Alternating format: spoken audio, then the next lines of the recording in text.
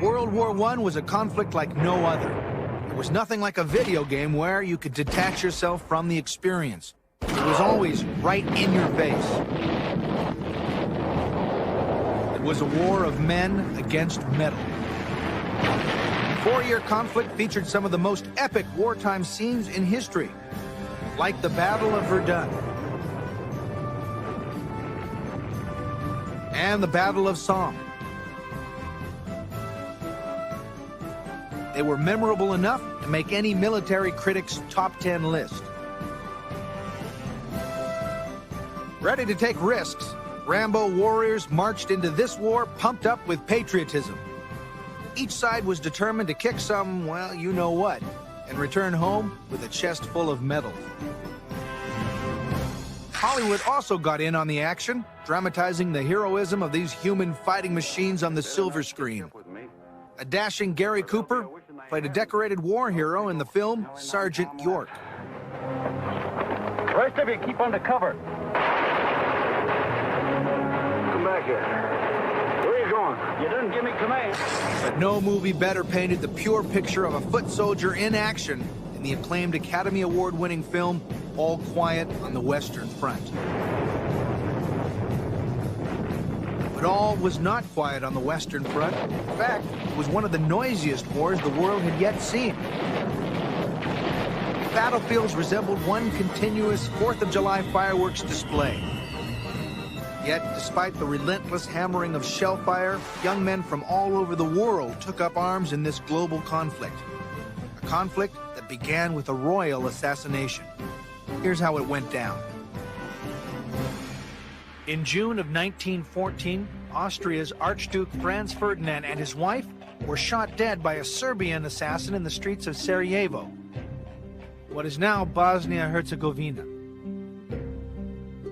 In retaliation, the Austrian powers that be decided to teach the Serbs a lesson by declaring war on Serbia.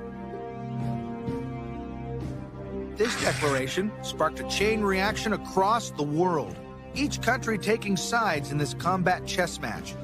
Here are the cliff notes of what happened. First, Tsar Nicholas of Russia, an ally of Serbia, began mobilizing his troops.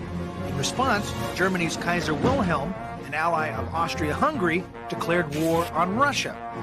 Germany, certain that France would side with the Russians, then declared war on the French and sent troops through Belgium on their way to France. England and Belgium then declared war on Germany. 3 years later, the United States entered the conflict. By the end of 1917, in terms of dollar and cents, these guys would have been better off keeping their day job at the factory.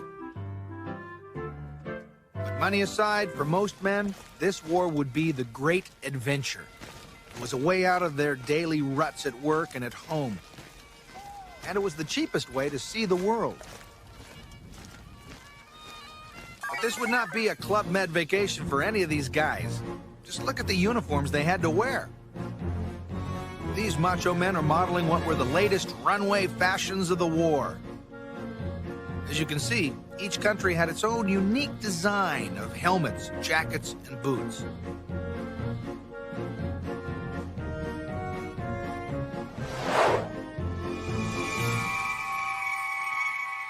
Also, guten Tag, ich heiße Rolf Galke. Ich bin deutscher Infanteriesoldat im Infanterieregiment Nummer 111 aus Baden. I'm representing today a member of the 111th Infantry Regiment, German Infantry Regiment from World War I from Baden.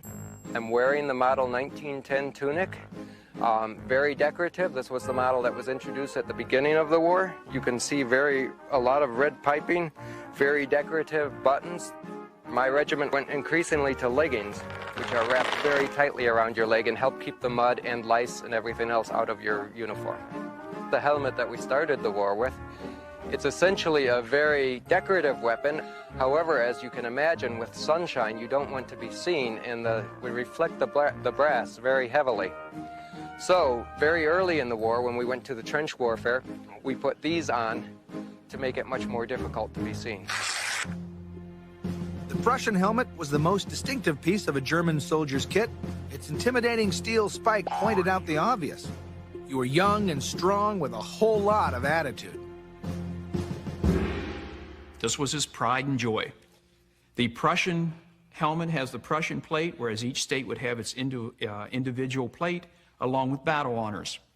Everyone wonders what the spike's all about. It represents the spear points of the army of Frederick the Great.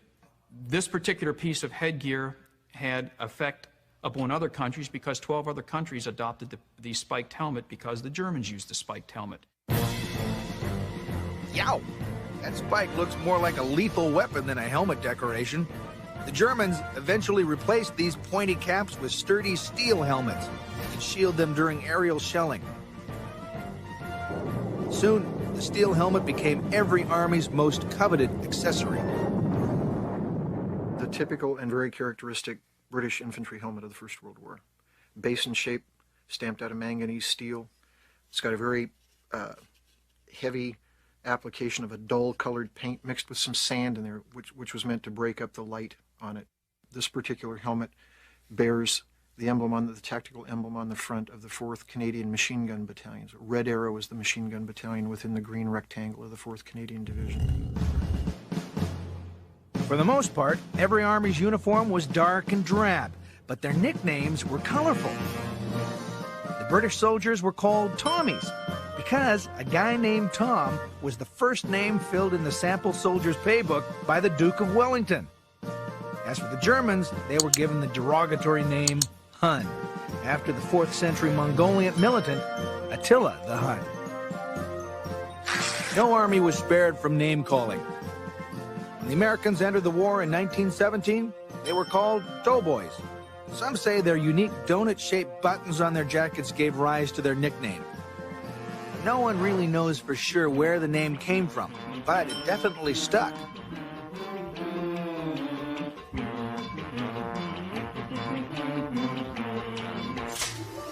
Salvation Army lasses, as they were called, even began making donuts for the boys overseas. But these doughboys weren't soft and squishy as their nickname might suggest. They were cocky and confident, ready to meet the enemy head on. And this meant taking a crash course in offensive and defensive warfare. What makes us love this country, land of the brave and free.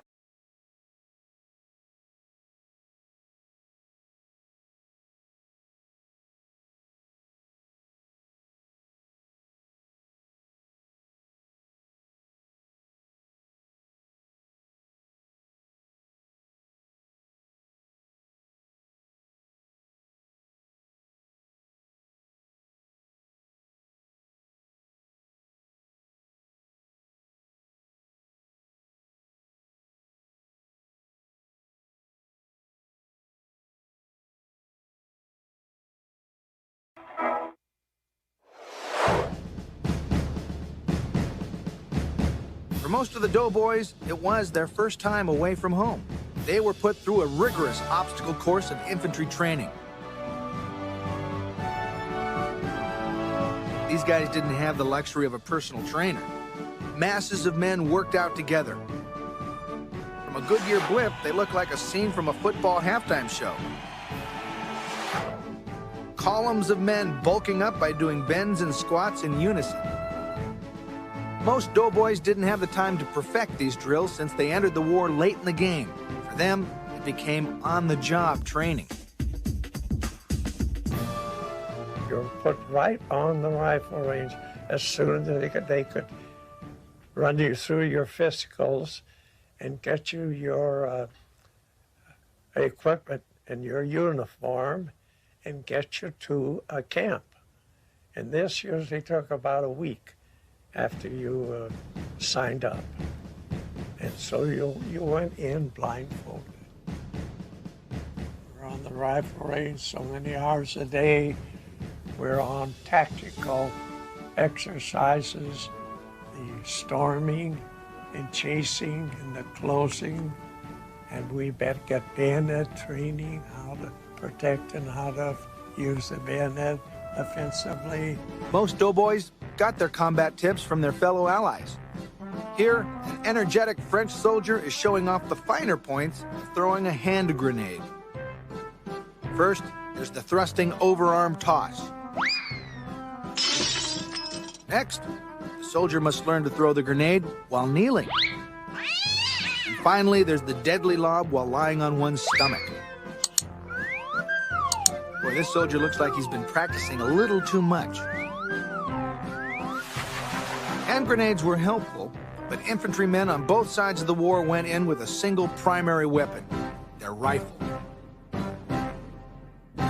This is the Model 1898 German Mauser, probably one of the finest design weapons in history. Mauser created a weapon that had an extremely strong receiver and bolt. One of the most unique features of this gun is the charging system. A soldier could simply set the charger in, strip in the rounds, and close the bolt, making it capable of firing 35 to 45 rounds a minute. The Mauser rifle was an awesome killing machine, something the German soldiers never left home without. And when the German army finally left home for the war, they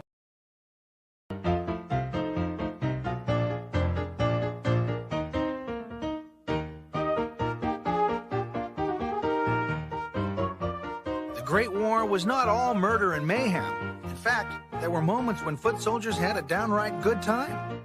When given leave from the front lines, men usually retreated to military camps or to nearby towns for rest and relaxation. There were no fancy Walkmans or boom boxes back then. Some men, though, brought along instruments to perform their very own regimental tunes. Soldiers put on their dancing shoes to tap dance alone, or cheek to cheek with each other.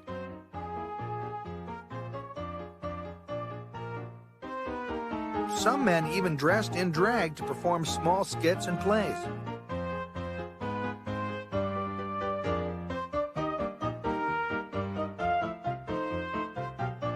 Women were a scarce commodity, except for nurses. And meeting a nurse meant you've been injured enough to land yourself in the hospital. Goldka? The military mailman was always a sight for sore eyes. A letter from the world outside was just what these guys needed, even if the envelope contained a bar of soap from Mom instead of a scented letter from their sweetheart. Speaking of soap, forget about taking a luxurious bath. These guys were lucky to find wash tubs the size of their helmets.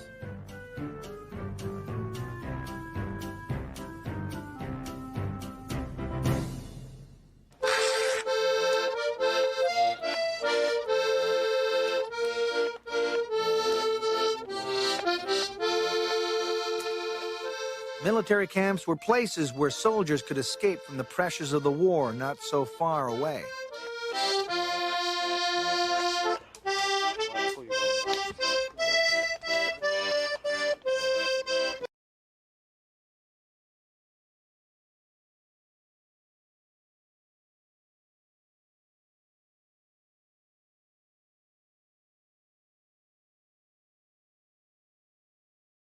Everything until they could see their reflection. Foot soldiers on both sides of no man's land even tested their skills as artists. Using shrapnel or scraps of material found on the killing fields, they carved and pounded out decorative items that became known as trench art. This is an example of what's called trench art, and this is made out of a French 75mm brass cartridge case. And the work that's gone into this obviously is indicated by the soldier's ability to flute it here, and then he stippled the case and actually engraved the emblem of his American division. Trench trinkets were great wartime souvenirs. Some of the sculpted knives and bracelets were masterpieces, beautiful enough to be displayed at the Louvre. Making art sure helped to whittle away the time before men returned to the front lines. If a soldier was smart, he'd also try to catch some sleep whenever he could, but usually with one eye always open. In many areas on the Western Front, the Allied and German trenches were literally a stone's throw away from each other. At times, the infantrymen on both sides felt they were just as much comrades as they were enemies, stranded in this game of trench warfare.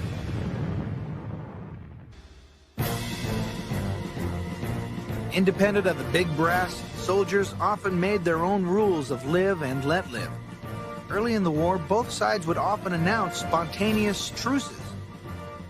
There were many instances where the closeness of the trenches were such that they could actually throw grenades back and forth, or they could talk to each other. So there were many instances where they just left each other alone, but they would hold up signs, teasing each other. They would sometimes play music back and forth across the lines. You could hear the music. It did have its lighter times, but the next day you might go over the top and you might have to kill the people that you were conversing with the previous day.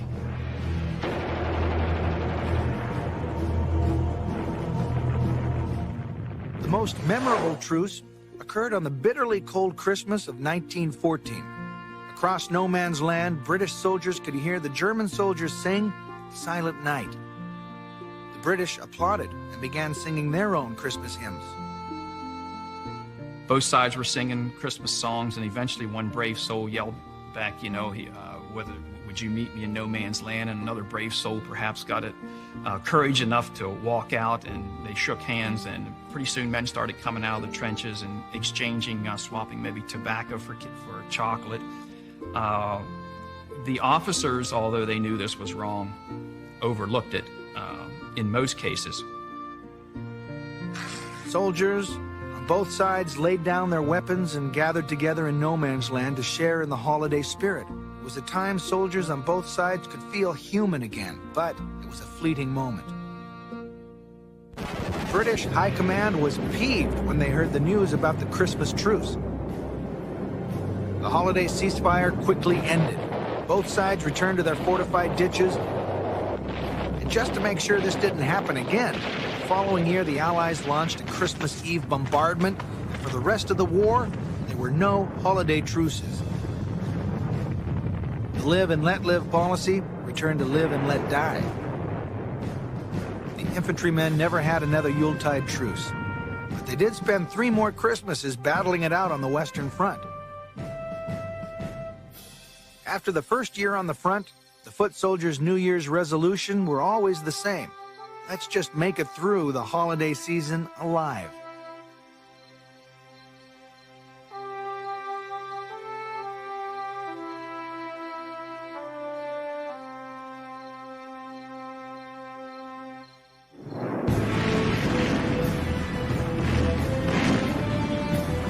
World War I was a techno-battle of machinery against men. To defend themselves, a supporting cast of the most sophisticated artillery to date backed the foot soldiers on both sides.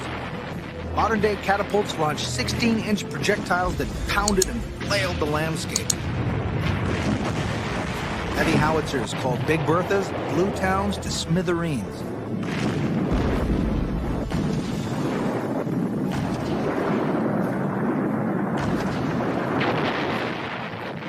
Both sides fought with the same war toys until 1915, when German High Command decided to change the rules.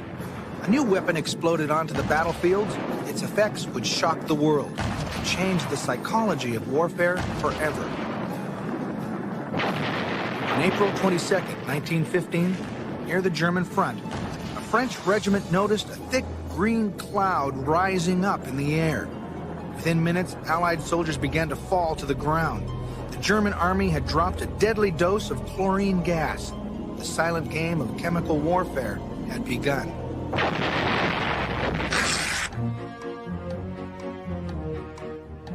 The Germans used a variety of gases. The most horrible was probably mustard gas, which was 35 times more lethal than chlorine gas. Not only did it choke you and kill you, it would also burn your skin if it went through your clothing. They also used forms of toxic smoke. The smoke was an irritant that would make you take your gas mask off to cough, and then they would dump in the lethal gas on top of that.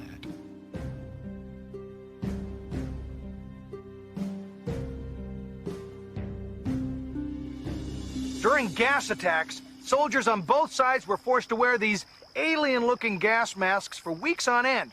Here's how one worked. This filter takes the air in here, and the soldier breathes through this tube. This mask had to be extremely uncomfortable to wear, but it became a soldier's most defensive weapon.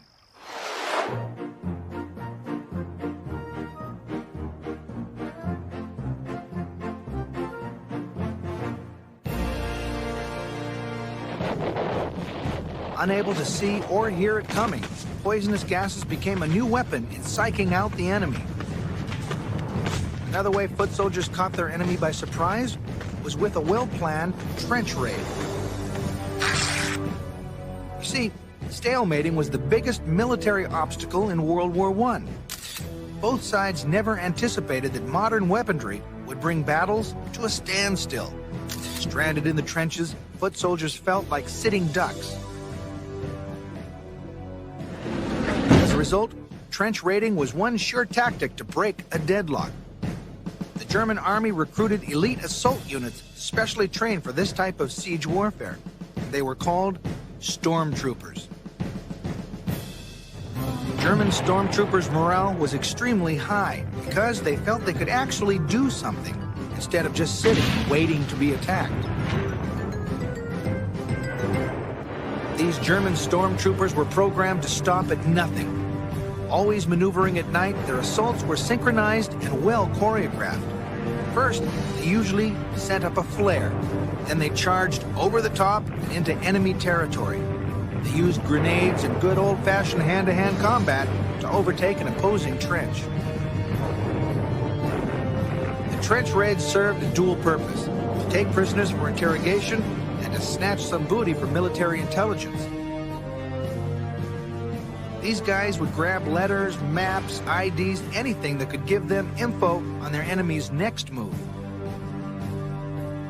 These soldier skills were evident after the Battle of Cambrai in 1917. German stormtrooper battalions counterattacked and drove the British back.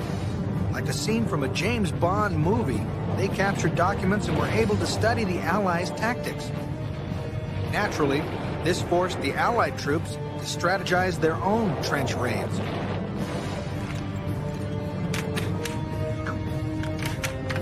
Okay. We'd crawl over there during the night, and we'd lay out in front of the German trench, and we had every man was given a .45 and a dagger instead of a rifle. And myself and my sergeant and 2 or 3 other men would have wire cutters to cut the lower wires, and then we'd crawl under the barbed wires.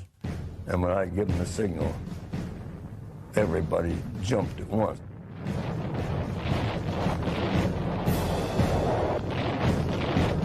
The Germans also had success counterattacking on the other front, the Eastern Front, the battle line between Eastern Europe and Russia.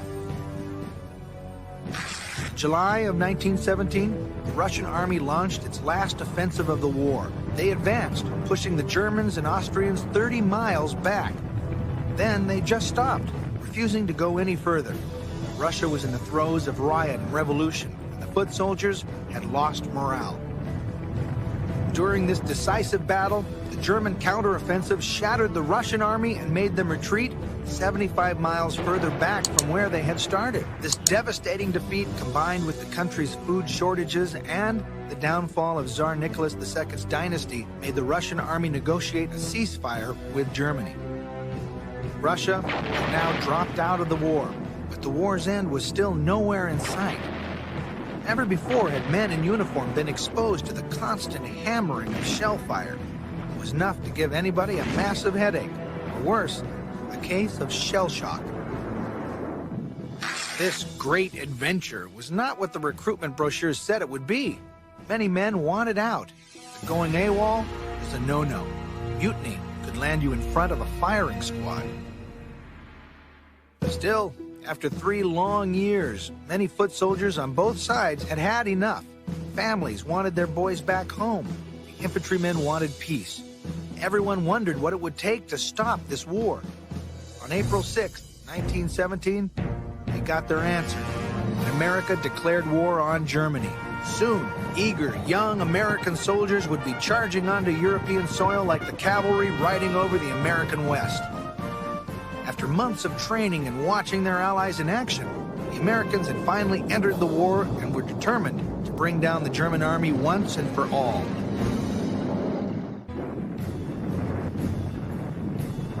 Those who had placed bets in 1914 that the Great War would only last a few months lost their shirts on the deal. The conflict went on for 4 years and took millions of lives. But on the morning of March 1st, 1918, it looked like the war was finally going to end at last. The Allied forces landed an explosive counteroffensive. It was the first major Allied breakthrough on the Western Front in 3 years. This time, the Allies were determined to take no prisoners. The British opened the most massive artillery firepower of the war. Over 1 million shells exploded into the air, including lethal poisonous gas. In October of 1918, the American doughboys, part of the American Expeditionary Force, were ready to raise some hell. They launched a decisive offensive near the French city of Saint Michel. Our battle plan would be all worked out for us. And this is the way that we would study the terrain, study the German trenches, the German strong points. Just like you're boxing, you're working out an opponent, you jab him and find out his weak spots, and we found their weak spots. The Americans blasted the Germans with infantry, tanks, and artillery. The Allies finally brought the Germans to their knees. The soldiers themselves realized that they were up against an undefeatable enemy, especially when the United States entered the war with fresh troops. They saw these fresh young Americans coming over, the ones they captured. They were happy-go-lucky, they were fearless. They waded into German positions like crazy men. They just couldn't understand these Americans. They were acting like cowboys. They realized they were beat. They were fighting an undefeatable foe, and it was only a matter of time. Time had run out for the German army. Rumors spread of a surrender. We had rumors going about a week ahead of time that the war was going to end. Everybody was being real conservative at that time there, boy. They didn't want to get bumped off at the tail end of the war, but a lot of them got it. On November 11th, the German High Command gave in and signed an armistice agreement delivered by U.S. President Woodrow Wilson. Both sides had agreed to lay down their arms. The Great War was essentially over.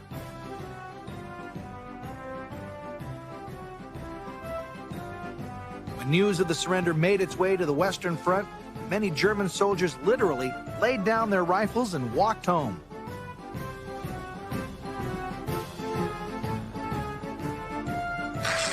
On the other side, the Allied soldiers tossed up their hats in celebration. When I get back to my American blighty, I'll be mighty, mighty glad I'm home, home, back from over there. Glad I did my share. I wouldn't care just where they landed me, in Liberty Land. Victory parties spread across 2 continents. Every country was glad to have their boys home. From the girl, and Mother and Dad and Uncle Ben will pray I never go away again when I get back to my American blighty. In the United States, decoration ceremonies for the heroes were bigger than the Academy Awards. Over 120 American men received the coveted Medal of Honor.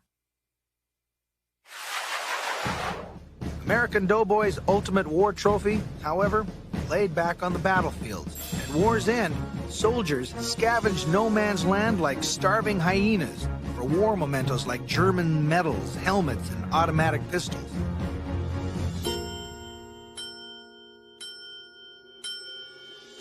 One American soldier paid a French comrade to mail him a 145-pound machine gun. It eventually arrived on his doorstep in the U.S. a few months later. Now, I wonder how many stamps it took to mail that monstrosity. For American doughboys, the so-called great adventure had paid off. They They suffered the least amount of casualties, mostly because they entered the war late in the game. They lost roughly 116,000 men. But in Great Britain and France, almost an entire young male population was wiped out in the war. For them, the homecoming was definitely bittersweet. The Great War was supposed to be the war that ended all wars.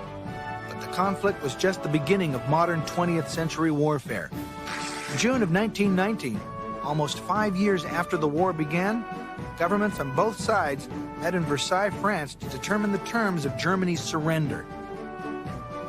Most Allied countries wanted to punish the Germans, but in the end, the only thing the signed treaty did was stir up hostility and resentment in Germany. In 1939, the Germans would rebound with a vengeance.